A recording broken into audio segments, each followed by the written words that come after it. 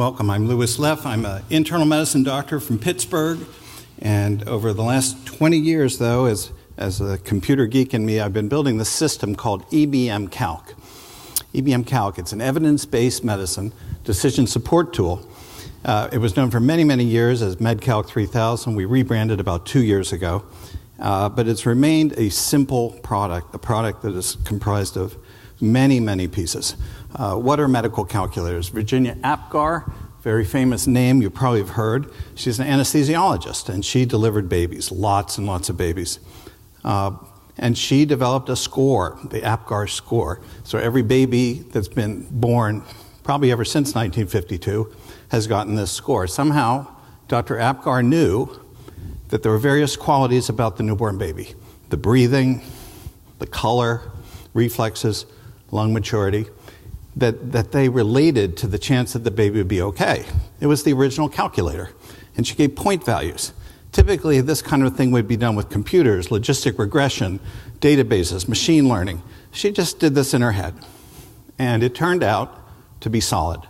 So when you count up your points, if you got 7 or more, your baby is okay. If you got 3 or less, your baby may well die. And it didn't matter which category. So somehow she knew that these 1, 2, 3, 4, these 5 different things were independent of each other. Remarkable. By the 1980s, we were getting good at liver transplantation. That's Dr. Starzl from my hometown in Pittsburgh, and he perfected it. But then there were too many patients waiting to get liver transplants, so a score system was developed, the MELD score, the model of end-stage liver disease. Complicated calculation based on laboratory tests, gave you a number. Everyone waiting for a liver transplant, every family member knows their MELD score. The higher the number, the sooner you should get it. So here's a EBMCalc MELD score calculator based on your creatinine, your bilirubin, your INR, your sodium, whether you're on dialysis or not, and gives you your score. So over the years, we have developed a complex system of over 360 equations, like the MELD score, 290 criteria sets. That'd be like the chance of getting something, the chance of getting heart disease, a stroke, based on your smoking, your blood pressure, your cholesterol levels. Decision trees. Medical literature is full of these things. So lists of questions. Each question takes you to a set of answers. Each answer takes you to a new set of questions. Eventually you get to an endpoint. These things can be sprinkled over 5, 10 pages. We take that and make it interactive. And converters. What's the equivalent dose of aprazolam to diazepam? Those kind of things to convert medications. So in all, we now have over 730 evidence-based medicine decision support tools. Where does it come from? We get our evidence from our friends, the evidence-based medicine community. That's the American College of Physicians, the Access Group up in Canada at McMaster's, Dynamed, our good friends up in Massachusetts. We have developed a bot, the EBMCalc Ref bot, and this thing will go and talk to the PubMed database once a week and review every single article we have ever referenced and make sure there have been no changes, corrections. We also collect all the citations so we can judge how popular these articles are. We have logged 40 errors in the last 10, 15 years. 40 errors reported. Most of them were doctor spelling names. One was a plus sign that should have been a minus sign. We were really unhappy about that. So we immediately were able to correct that calculator and send it out to our partners. We are handheld friendly. We've been in all the app stores for a while. We supported all 4 types, the BlackBerry, the Windows Phone, and now we are proud to support the iPhone and Android only. I think the other phones are dead, so I think. We also support language development. So we are translated by professionals into many languages. We're in 12 different languages right now. We are also popular. So over the years, many big-time companies have come to us because they want to license our calculators. And so you go to these places, WebMD, British Medical Journal, StatRef, and several foreign language companies as well. That's MedicinaNet, MedLab. Major companies inside Wolters Kluwer, inside Elsevier, who are using our calculator package because of the trust they have and the maturity of the packages. Here are some examples. So Dynamed shows our entire collection. UpToDate is probably the premier educational resource. Every resident in the country, I think, has thrown away their textbooks because they just use UpToDate. British Medical Journal, and their Chinese version as well. So we have a full Chinese translation through British Medical Journal. There we are in Hippocrates. Hippocrates was our first partner almost 15 years ago. And they show our entire set. They're now an Athena Health company. WebMD came to us. They wanted our calculators in their Medscape product. So our product generally is provider-facing. So our users are doctors, medical students, pharmacists, researchers, even emergency medicine techs. About 5 years ago, we got a terrific call from the Cerner electronic health company. And I showed you all those. We're a little tiny company, and we actually have never called anyone. All of those guys called me. They just get my phone number. And one day, we got a phone call from Cerner. They wanted to put it into their system. They wanted to give it to all their customers everywhere for free. And they wanted to know what kind of deal I wanted to make for that. And I said, well, how much do I have to pay you? Right? Because, what a great idea, get into Cerner. Anyways, we struck they actually pay me a little bit. But over time, the biggest and best feedback from their customers is, why don't these calculators take the data out of the electronic health record? Why don't you just start filling these calculators with stuff you already know? And we said, well, that's another model. We went through an unsuccessful trial, non-FHIR way of doing that. Worked on it for a couple of years. It was abandoned. And 3 years ago, they said, why don't you try FHIR? And I said, whatever that is. And eventually, though, we did it. And I do know what FHIR is now, and I want to show you how it works. So primarily, our best view of how the product works is in the Cerner sandbox. And probably, and we hope, our first commercial efforts might be to Cerner customers because they're familiar with this. But here's I hope, a working embedded video. We're in the Cerner sandbox. We choose begin testing. We found a patient, Tim Peters. If you guys have been in the Cerner sandbox, you know all these guys.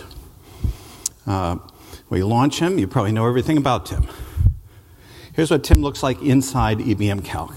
So now EBMCalc is a window that would show up inside PowerChart to be in a smart window. Let's pick categories. I want to know renal stuff about Tim. So you pick renal category. And the FHIR interaction with the Ignite server now goes and finds bunches of data points from inside their Ignite database related to kidney disease. You click there, you're going to see all the gray stuff. We actually asked for lots of LOINC codes. Sodium doesn't have just one LOINC code, it has many LOINC codes. So we asked for them all. And some come back and some don't. The gray ones didn't come back. Go back and you see what is available. And when you go up to the calculator list, you'll see it is now populated with just kidney calculators. Not all 730. Go down and pick one. I want the Cockcroft-Gault. The data from the right side is pushed into the calculator. And then if you want to copy it, either as text, HTML, or XML, you push that copy button.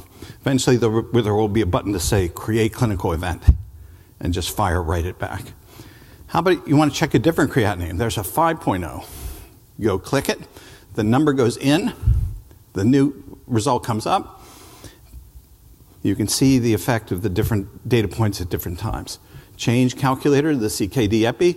All the data is available. The result is 11. Go back to a normal creatinine. The result is 83. Again, this is all ready to go back into the medical record. So this is a provider-facing app. I know we've heard a lot about patient stuff, but this is aimed at providers. Changing categories. Go to cardiovascular. Then you get a bunch of cardiovascular data. Here's that cardiovascular risk assessment. We don't just have this one. We have about 12 other ones, including the latest multi-ethnic ones. Here, we weren't sure what the smoking status is, so the provider does have to go over and check yes or no. And with every click in EBMCalc, you get a new result. And so yes or no, you see the different results. The piece of data we asked, the resources are primarily laboratories, conditions, and medications. And so when we ask for those, we get the laundry list of conditions, and we get the laundry list of medications. Built in to EBMCalc is a mechanism so that you can predefine collections of calculators that are associated with either diseases or medications. So here, we saw the patient is on acetaminophen, and we get a list that says, well, we have an acetaminophen calculator for you, and you can do the toxicity calculation like that. And copy that back any way you like. Go back to conditions. And down on this laundry list, you also see the patient has diabetes, and now you can select calculators suggested by conditions. And this is configurable. You pick the conditions and calculators you're interested in showing your users. And in this case, I'm picking diabetes screening. It's a tree calc, questions and answers. You click the answers, you click another answer, and there it is. This patient has a greater than 5% risk, so you should screen. And again, you can copy that back into your electronic health record. Do a lot of stuff with pediatrics because there's a lot of calculations, a lot of growth charts. We have more than 30 of the CDC and WHO growth calculators and growth graphs. Of course, the newborn calculators, pediatric fluid maintenance, asthma, PELD. PELD is the pediatric end-stage liver disease calculator. And then the last thing we'll show is the latest, and it was the hardest, the new pediatric blood pressure calculators. Here's an example of a pure percentile calculator where we know the kids' ages and weights or heights or head circumferences, and you can push those data in. More typically, you can take a whole bunch of data and push it into the growth graph. So we took the graphs from the government, we fixed them up a little bit, and can pour the data we get from FHIR into them. And I know a lot of EHRs actually do this, but not all. Our relationship with Cario was just this, because their EHR didn't have it, and they needed growth graphs to get certified. So, but we have a good collection of them. Here's that blood pressure one. This one was the hardest calculator we ever made. This one actually took 4 months because of the complexity in the calculation. You know the kid's sex, you know the kid's height, age, and blood pressure. Is it too high? It's not so simple.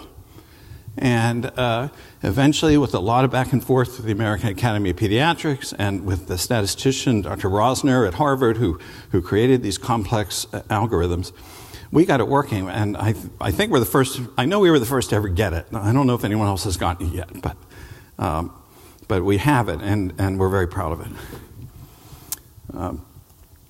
And foreign languages. So just as we're able to build calculators in multiple languages, we applied the same technology to build our FHIR frame in multiple languages. And a lot of it has to do with language configuration files for recurring words and recurring phrases, like, click here phrase and look lower phrase, that kind of stuff. So there's a Spanish version and a Chinese version, and just examples of how we can expand into other languages fairly easily. So it's been an exciting journey, 20 years. Last couple of years in FHIR, and a lot of good promise. And I welcome any questions, and I'm happy to talk to you guys afterwards. So thank you.